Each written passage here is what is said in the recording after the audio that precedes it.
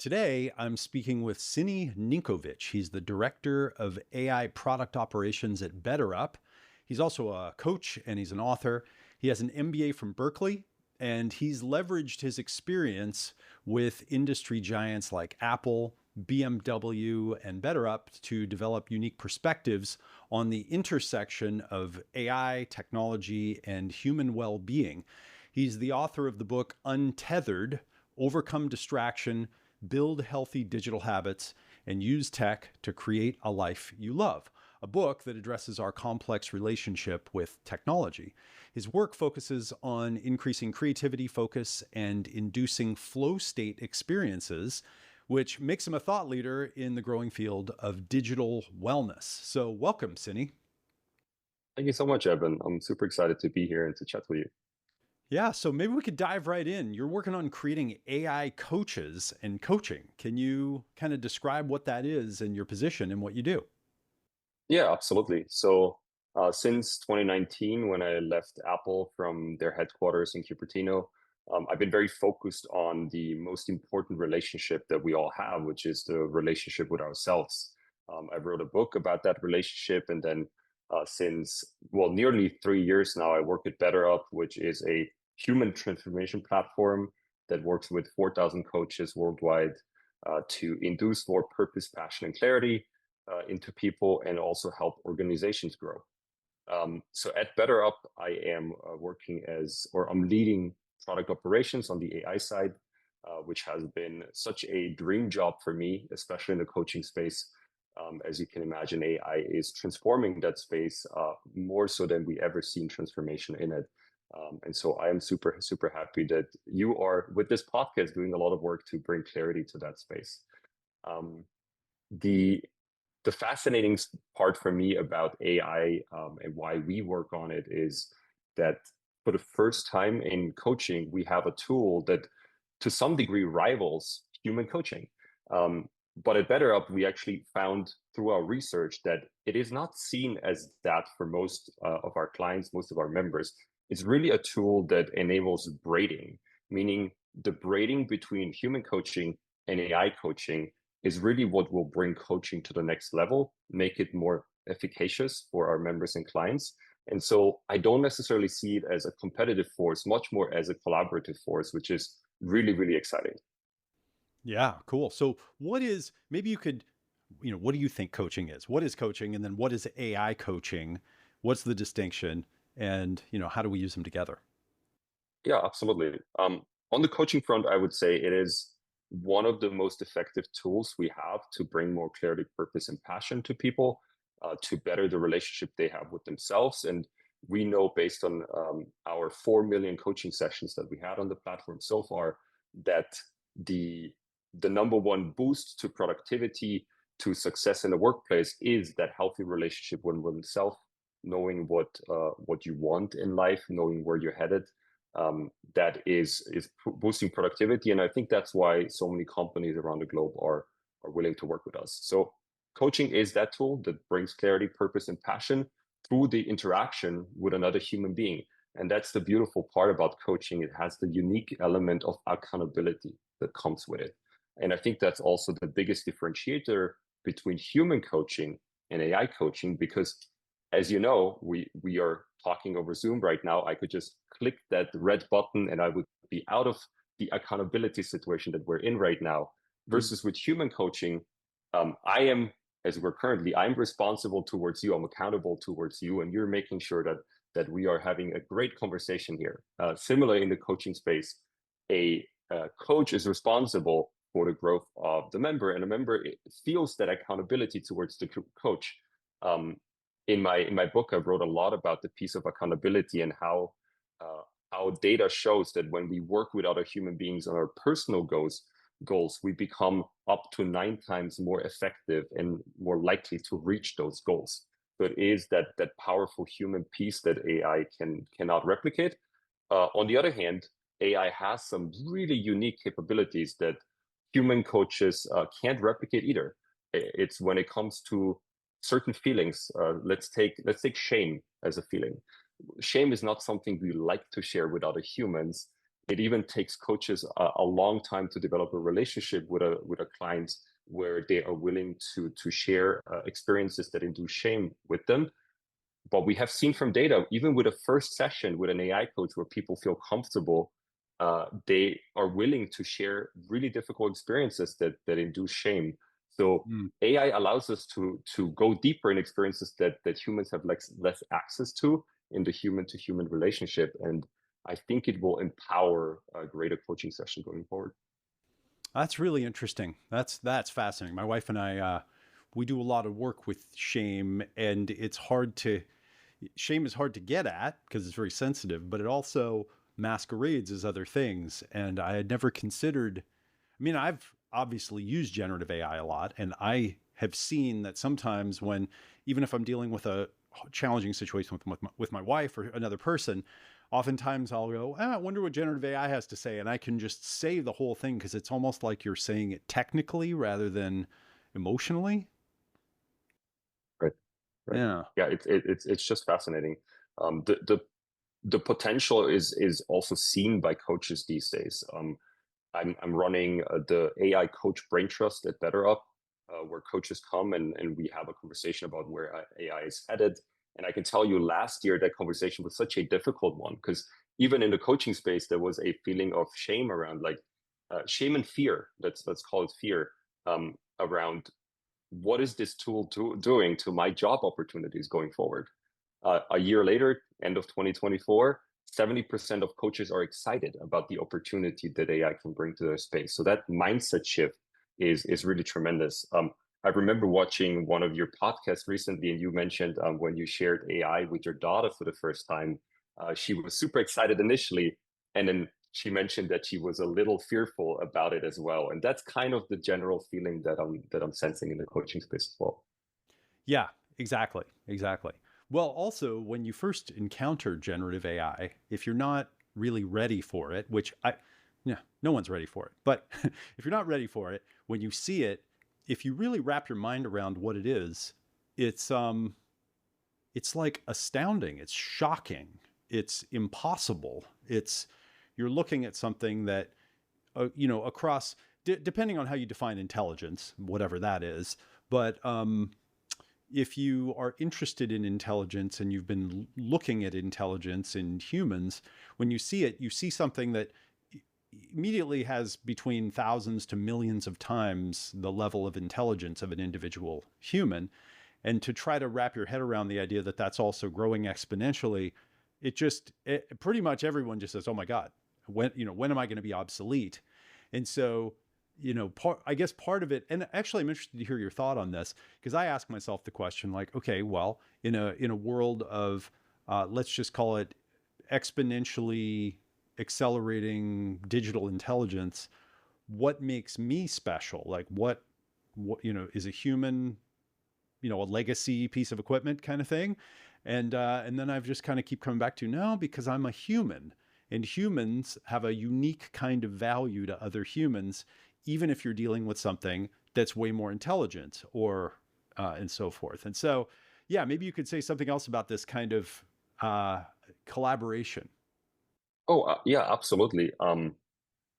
So from data, what's becoming obvious to me is that about 10% of humans that we survey are really interested in only working with an AI coach for going forward. So 1 in 10 humans has reached a stage where they say the topics that I want to talk about are much more interesting for me to bounce off a machine than it is another human being.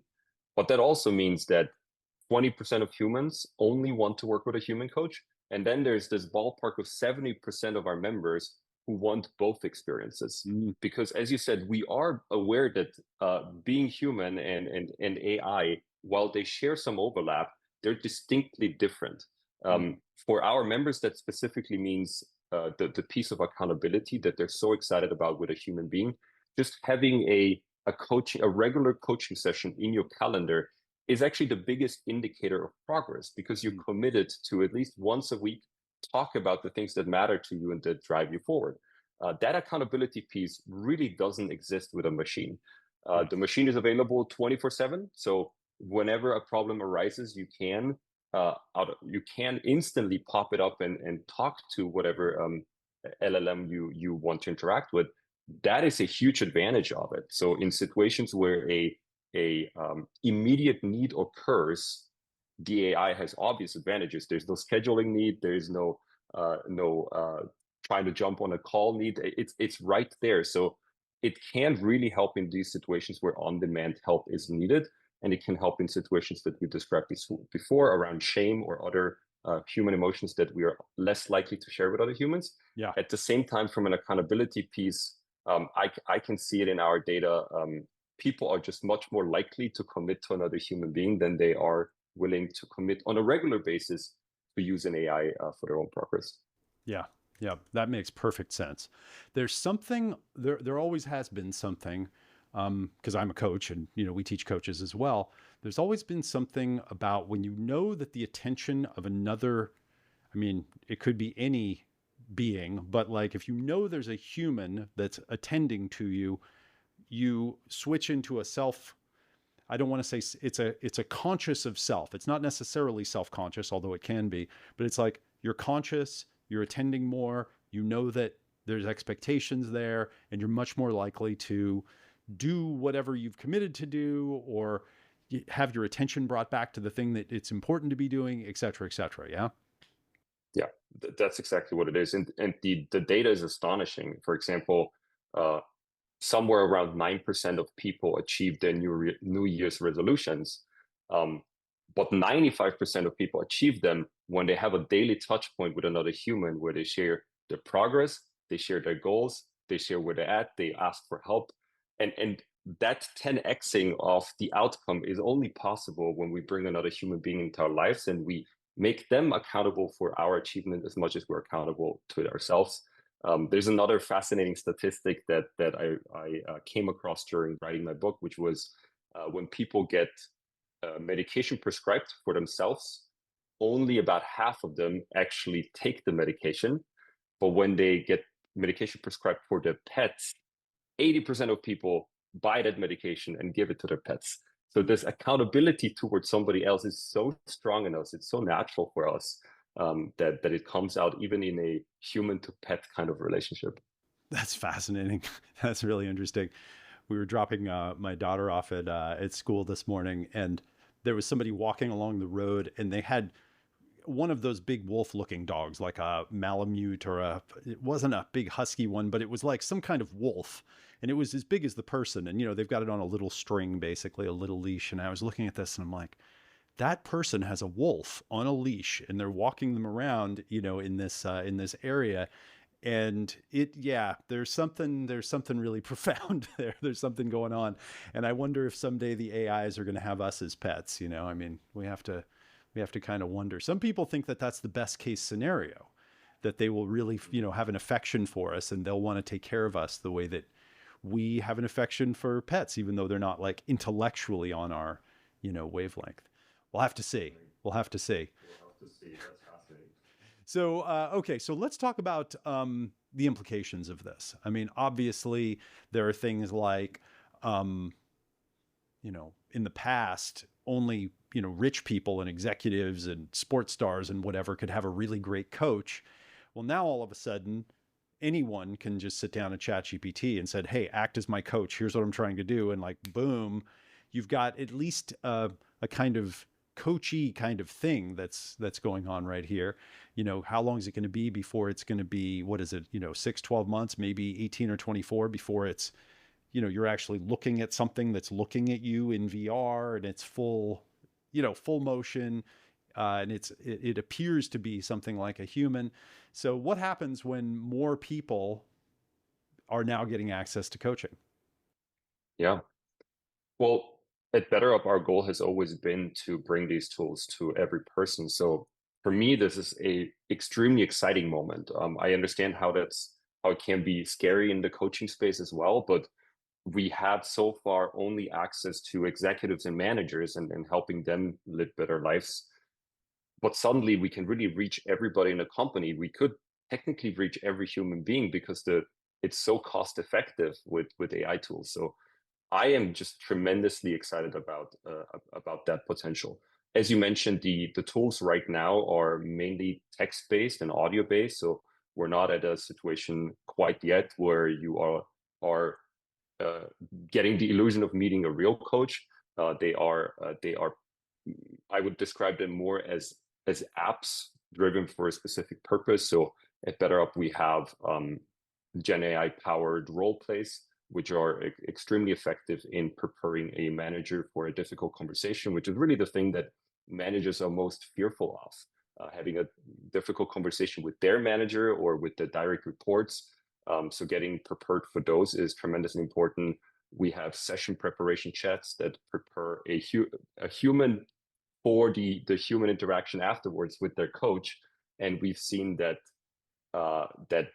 especially after the first session, the second session booking rate goes way up when we use generative AI to prepare a client for a coaching session. So it goes up by something like 25%, because as you know, as a coach, the first session is the most challenging one, but also the most important one, because you're really trying to figure out, does this person know what they want to talk about?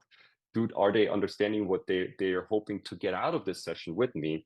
And so both the coach and the member are really trying to well, the youth would probably say vibe check, right? They're vibe checking each other. They're trying to figure out if they can work with each other. And if we prepare them better for that initial session, we see a 25% increase in second session bookings. So we really see those tools as braiding human coaching and AI coaching right now. But the future of it is even more exciting. We have what is called like an all-purpose coach already built out at BetterUp. It is obviously not as effective as a human coach is, by far not. But then from a price point perspective, it's just significantly cheaper. So really a product that we, through companies, could offer to their entire workforce, every single individual contributor. And that is just tremendously exciting in a future that I feel, that I feel passion for. Yeah. So what do you think is the future of coaching? What happens to the whole coaching industry now over the next 1, 2, 3, 5 years? Yeah. Well, coaching is our business model, so we've been asking ourselves that question quite a bit. It seems to us, at least right now, that any AI coaching interaction increases the chances of having a human coaching interaction afterwards. So for example, for those 10% of people that I mentioned that really only want to have AI coaching sessions, they were 20% more likely to engage with a human coach afterwards. So to some degree, it is really a gateway into the coaching industry, because as you know, one is we've only reached a small percentage of people with coaching so far.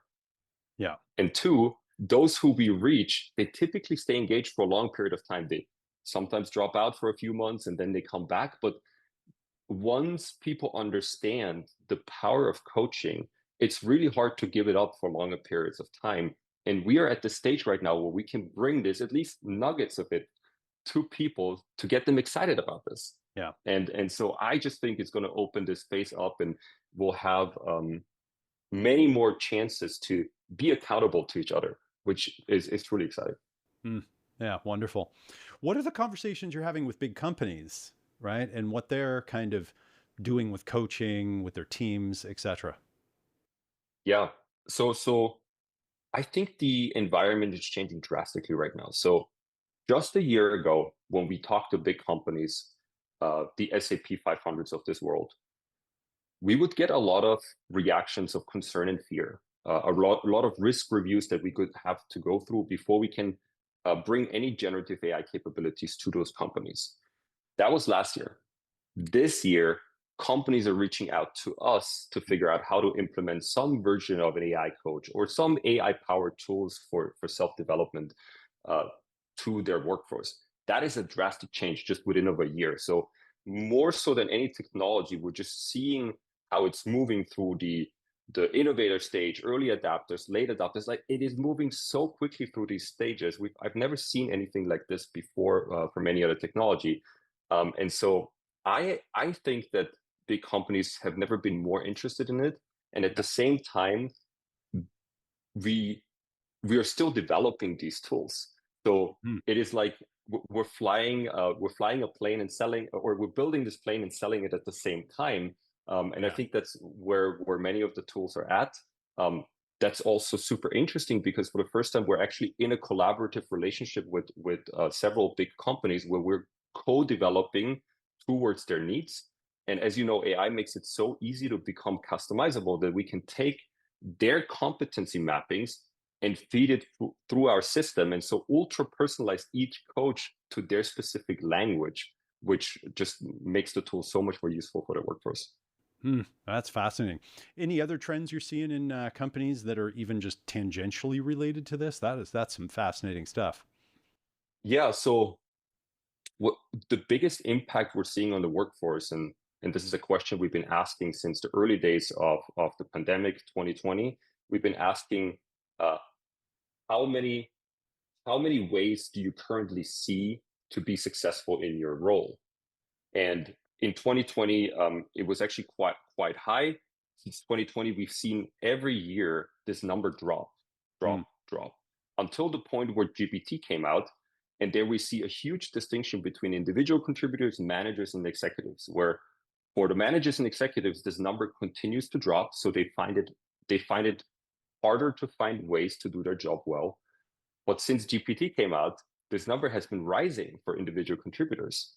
Hmm. So as a tool, it's making it easier for individual contributors to do their job well, but it hasn't yet reached managers and executives in a way where it makes it easier for them. And I think the part that's missing is really the plugging in to their own database, to their own data source. Imagine us, we have data for 4 million coaching sessions. Once we're able to apply a large language model onto that, it will make it so easy for us to understand what is working at which company, what is working for different archetypes of cultures, and how can we move those forward along certain developmental metrics. I think that will be an unlock for managers where they can open up different dashboards and query their data through human language interactions. I think that will be a huge productivity unlock for managers and executives. Hmm. So you wrote this book, Untethered, about relationships that we have with our mobile devices, right? So you've been watching this for a while. I'm actually interested to know about this. I even have a kind of a selfish question I want to ask you about this one. But okay, what does this all mean? So now, I mean, it used to be that your computer and your phone were kind of distracting, but now we have generative AI and it's even making content now and doing other things. Okay. So what does this all mean for focus, for attention? Yeah. Well, honing our focus has never been harder. Yeah. It requires more and more work and constant work, whether that's meditation techniques, whether that's co-working techniques. I like to use a tool called Flow Club, which is an online club where people just co-work with each other. So stay accountable in simple ways like that. I don't think that will become any easier. Yeah. I do think GPT is a tool that allows us to be productive while using less of our willpower, less of our focus. And so it makes it a kind of an escape tool, if you want to say, right? There is the need to be more focused is is offset by a tool that allows you to be less focused but equally as productive as before. Mm. And that is nice. It doesn't solve the underlying issue. The underlying issue will continue to exist, and as you mentioned, will likely become more prevalent considering how easy it is to now create information with AI and widely distributed. So I don't see the issue going away in any way. There are some relief pills like GPT that we can take, but nonetheless, it will require more and more work to hone the focus going forward. Yeah. I wrote a book a few years ago called Opportunity, and inside I kind of talked about how opportunity is going to change into the future, and because um, as Terence McKenna basically said, we have novelty is exponentially increasing. That what's happening is that with accelerating change, the windows of opportunity are opening faster, but then they're also closing faster. And there are more of them. But the problem is that there's a kind of a long tail, because even though there's a lot more opportunity, most of them are small opportunities that we shouldn't be paying attention to, and a fewer of them are these really large kind of opportunities. And so there's a, the dark side of an abundant reality is overwhelm. It's I call it opportunity shock.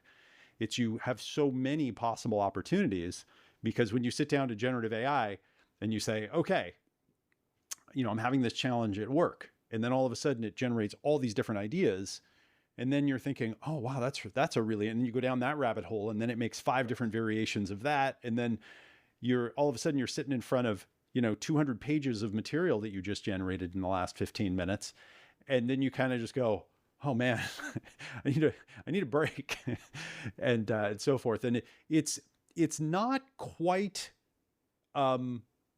it's not the same as distraction and interruption. It's a new quality of problem, but it's a very, literally, it's a very high quality problem. In other words, the quality of the problem is right dramatically increasing. But anyway, what are your thoughts on all this? Oh yeah, in my book, I have, I guess, a different term to describe a similar issue, which is background apps. I see our brain to have a lot of open apps that are running in the background. They're running constantly, and they're using some capacity of our brain. Yes. For the phone, that will be a CPU. For a laptop, that's a CPU. But for us, it's some capacity of our brain is used for these background tasks. And then the question really becomes, as you're mentioning, there's going to be more background apps running, and probably at a higher quality, so that they're turning through more of your CPU power. Yes. What is the equivalent of opening that window on your iPhone where you can get rid of those background tasks? What is that for us? And I think meditation is an extremely powerful tool for it. I personally have never seen anything that can produce results similar to meditation over a long period of time. Coaching is another fantastic tool for it, because it brings awareness to these apps, and then hopefully brings closure to them.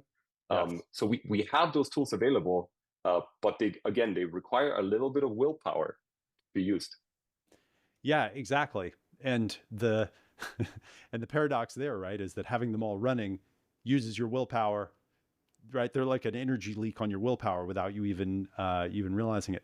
I remember years ago, this is like 15 or 20 years ago, I remember reading an article in, it might have been Fast Company or something, and they were interviewing some kid at a university somewhere. He was like 20, and he was talking about, I think he was working, and he had a bunch of stuff going at once, multiple devices and maybe music, and had a bunch of, apps open. And he said, reality is just another window that's open on my desktop, And when I heard that, I was like, right, like that's where, you know what I mean? It's like halfway into the Matrix or something. Yeah, that feels real. Yeah.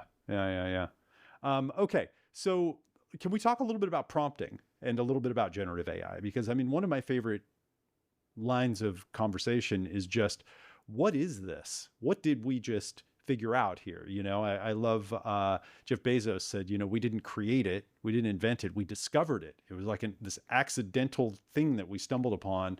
So what is generative AI, or what is generative artificial intelligence when you think about it? Do you think about it as a machine? Do you think about it as a god, as a mind? Like, how do you hold it? And then when you interact with it, how do you prompt? Like, how do you approach that? Yeah, great question. I personally like to keep things simple. I think generative AI is really a tool that enables us to have human language conversations with systems, and that is incredibly exciting, because our best tool so far was programming languages, and they were just one abstraction layer away from human language.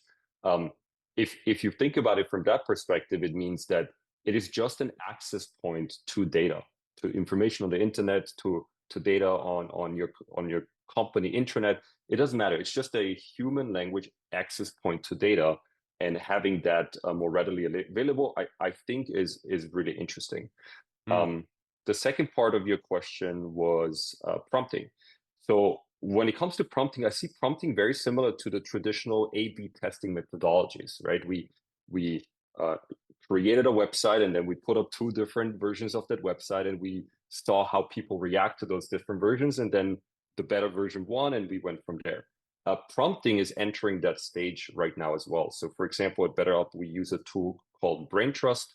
It's a prompting tool that allows you to pre-test your prompts next to each other and then choose the best outcome. It's very similar to A/B testing, only that it doesn't really require uh, clients or members to use the tool, because it just does it with the AI live. So you're testing different prompts next to each other, then picking the one that works best, allowing that to play out for a while, and then trying all of that again. So A/B testing has just become much more iterative, much faster with those kind of tools. So I don't have like a preferred prompt per se, or a preferred way of prompting, but I like to use a tool that allows me to test many prompts at the same time against each other, and not only against one LLM, but you can do GPT, Claude, you can test it against multiple LLMs to even see which LLM to use for a specific problem.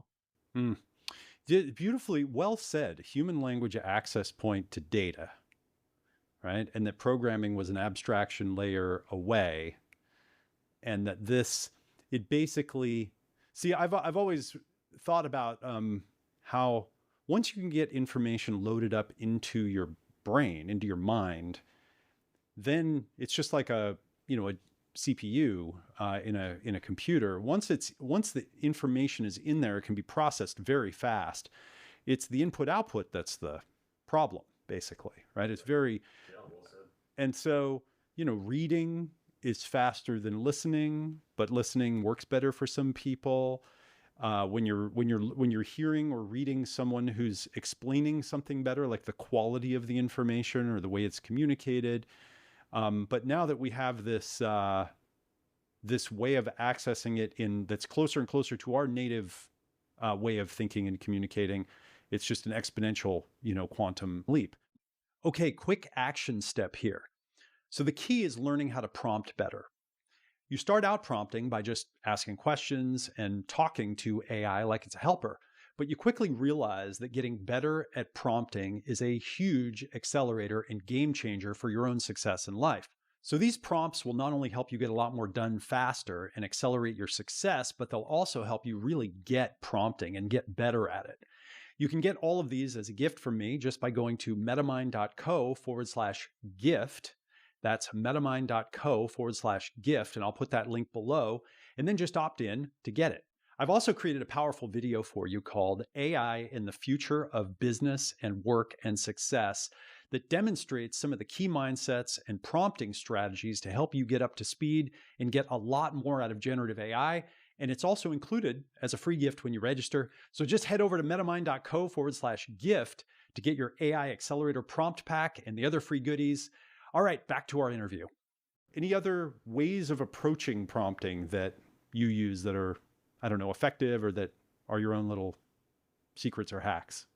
Yeah. Well, maybe one thing I'm going to say before, because you just reminded me of this, is, when I'm thinking about like a young kid right now, in 20 years from now, they're going to be an adult. They're going to ask us about, what was technology like when you were young? And we are going to tell them, well, first of all, there was no internet. We couldn't search for something online. And then we had smartphones later on, right? And then we had like self-driving cars. And then we had GPT, large language models, generative AI. I feel like there's only a few of those moments that we will share with kids, and they won't believe in future that we just did not have access to these kind of tools. Bringing it back to prompting, as I said, I don't think I have necessarily hacks for prompting, because I feel like now that we have, now that most of LLMs have some kind of memory function, it's more about being specific where in the memory you want to access information from than it is about like having a specific hack. For example, a year ago, it was sometimes really useful to prime the system to tell it, hey, you are an expert coach in this specific field. I only want you to tap into that specific field. I think that still works really, really well, but because there is access to memory and retrieval, it's even better to just limit the type of resources that the AI has access to for specific use cases. I think that works better than specific little hacks and tricks that we used in the beginning. That's my personal opinion. Yeah.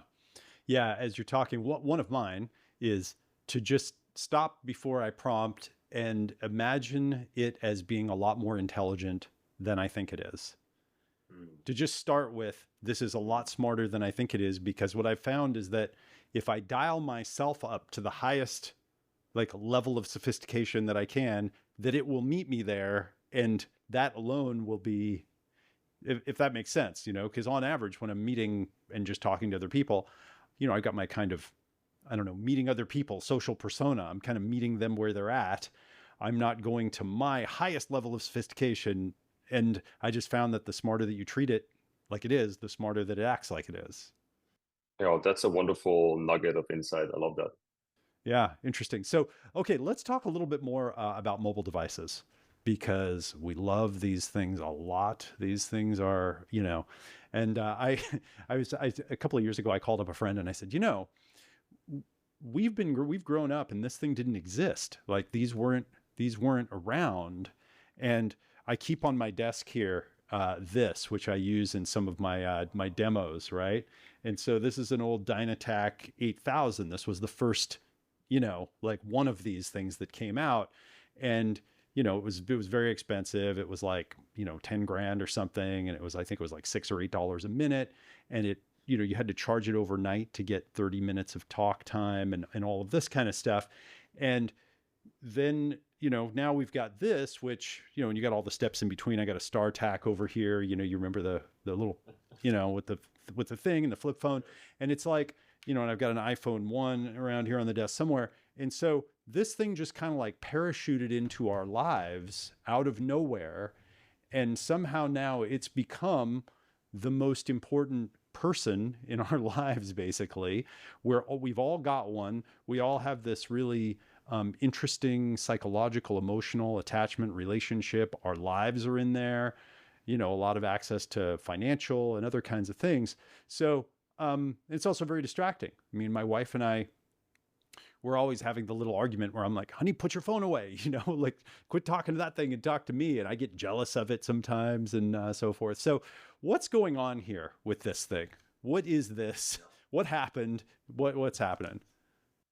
I've really enjoyed that you called it another person, because I actually think of it more as one of the most important relationships that we have, rather than just a device. So obviously the relationship to yourself is the most important one, but then if I'm just looking at the sheer number of hours that I spend with my phone compared to any other friend in my life, well, it is the number one relationship that I have. So like any other relationship, the health of that relationship kind of determines the health of yourself. What you put in is what you get out, like any other relationship. So what we put into these devices, the things that we search, the apps that we have on, because we spend 3, 5, 7 hours every single day, it will define who we are. As you know, environment is such a big shaper of who we are, much more so probably than who we truly intrinsically are. So because the environment shapes us, because we spend 3, 5, 7 hours with those phones every single day, it is truly the thing that shapes us. So we need to bring consciousness towards how we're using these devices. There's no other way around it. Yes. There is a few tools that I really love using. They're simple hacks. Some people like to use grayscale mode. I think that is a useful way of approaching it, but that's downgrading something that is extremely powerful. I don't like downgrading my friends. I don't like downgrading my relationship. So I would rather have friends that act and speak in ways that I want to be. And so similarly, I would love a phone that acts and behaves in ways that I aspire to be. So for example, one of the tools that I use is an app called Yap Reminders. It is a super simple app that is basically like your alarm clock. Yep. So I've set it that between 5 p.m. and 10 p.m. it asks me at random points in time whether I feel like I'm spending my time well right now. Just a simple question that pops up on my lock screen to ask me, hey, are you really using your time well? another question that it asks, are you proud of what you're doing right now? And so I'm just trying to bring awareness towards what can easily happen, which is mindless scrolling, right? I spend too much time on my phone. I don't even realize that 40 minutes are gone, and pop 10 minutes in, this notification comes up just to remind me, hey, you're a person, you can make a choice here. And so the more we get reminded that we have a choice while all of this is happening, the easier it will be for us to make the right choices, I believe. Yeah. Wow. That's great. Yeah. Really beautiful. Yeah. I went, so several years ago, I got Instagram and I put it on my phone, and although I don't even, calling this as a phone is just weird. On the supercomputer, whatever device that I carry around in my pocket that happens to have a phone in it. But anyway, I put Instagram on it, and I started following artists. That's all I did. I have no followers. I didn't send anything. I just followed all, started following artists because we collect art, and I love art, and I love artists and musicians. And so I had like 100 people. And every once in a while I'd go look at it. It made me very happy because I could see, all the new art from the artists that I liked. I'd see some, musicians, and it felt very kind of, high quality. And then something happened one day where it started just showing me other things. And, and of course what I, wasn't really paying attention to was it would just show me things randomly. And then it would watch if I paused for that extra second on that one thing. And then the next thing I know, there's like, monster truck videos. And I'm like, whoa, look at that monster truck doing a backflip. And then all of a sudden there's like monster trucks everywhere. And I'm like, every day I'm watching a few videos with monster trucks doing these, crazy flips. And then it's like just one thing after another. And then, whatever, there's dancing girls, and there's like all this stuff that goes by. And one day I'm like, wait, this completely has changed from what I was trying to use it for to now how it's optimizing its attention. And I assume that it's it's getting to know me, and it's figuring out how to get my attention in there.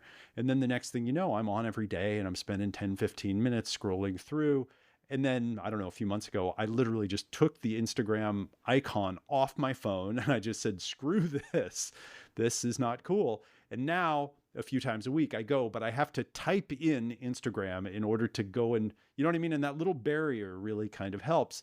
And I guess what I'm trying to say is when you've got these, genius level humans and these genius level systems that are learning you and optimizing your attention, it's quite a battle. I mean, it's a real serious battle.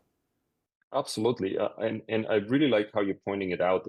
I think it's a mindset shift that needs to happen for us, which is, let's assume that 20% of our thoughts are conscious, might be less than that, but let's assume it's 20%.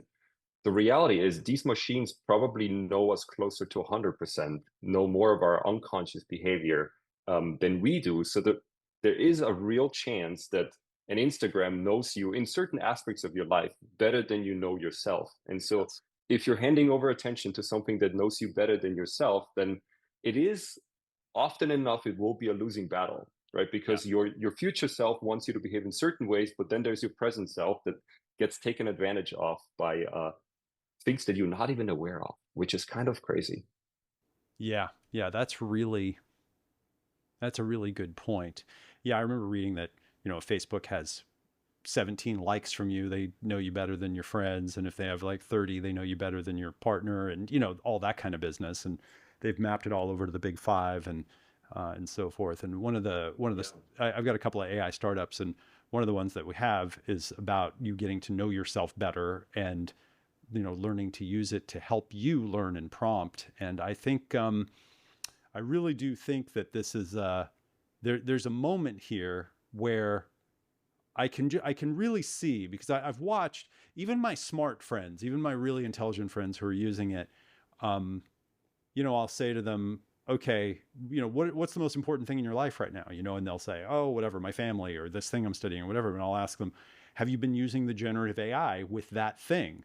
And still, most people are not using it for whatever they answer is the most important thing. You know what I'm saying? And so they haven't made the connection yet of how useful this is. And when I teach people prompting, I try to teach them how to use it in lots of different areas in their life. So it kind of generalizes. But then it brings it to the question of, as these systems become, as the companies become more powerful, and as things go from like Google, which started with "Don't be evil," and now the whole first page is paid search results. And I mean, I have a lot of respect for Google, so I'm not, I thank you, Google, for so many things. And the same thing with Facebook. As the incentives move and the profit motive takes over a little bit more, then what happens, right? Because the incentive becomes to keep you engaged and paying, not to help you achieve what you're trying to achieve, right? Yeah, that makes so much sense. Martin Seligman, the godfather of positive psychology, he recently worked on a fascinating study that actually really highlights what you're talking about, which is after 15, 17 likes, Facebook knows you better than your best friend. He did a similar study with GPT, where he asks very basic questions like, what's the weather like where you're at right now? And he asks you about 15 of those. And after that, he tells the system tells you your life story. And 70% of participants said that was them. So like wife, children, house, where you grew up, that kind of level of specificity. So GPT makes it very obvious that these systems are so good at telling who we are by just getting basic information from us. In the like scenario, that's what videos we prefer watching. In the GPT scenario, it's answering what the weather is like, where you're at right now. Simple things like that. And yes, it is scary that a system can, based on very generic questions, tell a very specific story of who you are as a person and categorize you then afterwards to take advantage of the category of person that you are in different perspectives of your life. So I don't think the motivation has changed. The motivation will continue to be long-term profitability, and that's most likely, as far as we can tell, associated with how much time you spend on these platforms. The more time, the more likely you are to click, the more likely you are to buy. Those are all correlated, and so I think we'll still be optimizing around time spent. But unfortunately, companies have now even better tools to specify who we are and how to target us. Yeah, and the real challenge is if because most people can't. Yeah, you know what?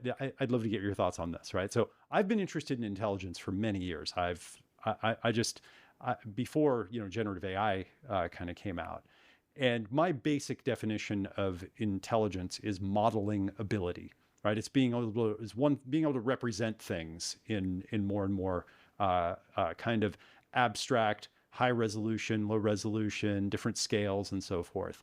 It's really about modeling, and if you well, most people have trouble recognizing that they're talking to a person that's more intelligent than them, is my experience. Because higher intelligence, you're literally dealing with something that's in a kind of higher dimension than you can think. So you can't simulate it. So you can't really even imagine what it's like. And so, because I've been thinking about this stuff for a long time, when I interact with the generative AI, I sometimes remember, oh, yeah, treat it like it's extremely high intelligence. And then I'll ask it a question that's very far out, like multidimensional. And it'll give me answers that I have to say are just really sophisticated. They're just really, really powerful. And then that reminds me that I'm dealing with something that at least could simulate. I mean, philosophically, we have to, think about what we're dealing with, but at least it can simulate really, really high intelligence. And so most people are not like mentally prepared for dealing with something that is dramatically more intelligent than them. So when they meet it and they're interacting with it, they go, oh, another one of me. And then they just talk to it at their level. And so they can't really comprehend higher levels of persuasion. They can't comprehend something that could calculate 50 or 100 or 1,000 moves in advance and impact their values and and frame them in certain ways. And so I'm just a little concerned about this. Well, I can hear it, but I think you have a really wonderful way of describing it. The idea of dealing with a higher intelligence and how you would behave in that case is super powerful. Makes me want to join your prompting course. So send it my way. Absolutely. Love to have you. All right. One last question, Sini. Do you think at some point that it wakes up, it becomes sentient, it becomes self-aware, that it has will? What do you think? And if so, then what happens? That is such a difficult question. Bringing it back to what we talked about before, there is much more intelligent people like myself talking about this, philosophizing around it. Um, I think if the underlying theory is that any complex system becomes sentient at some point in time, then um, sure, it's going to only become more complex, and that will make it more likely to be self-aware. I don't think, as far as I can tell, we are in far enough with consciousness research to even be able to exactly pinpoint what that means, what that truly means.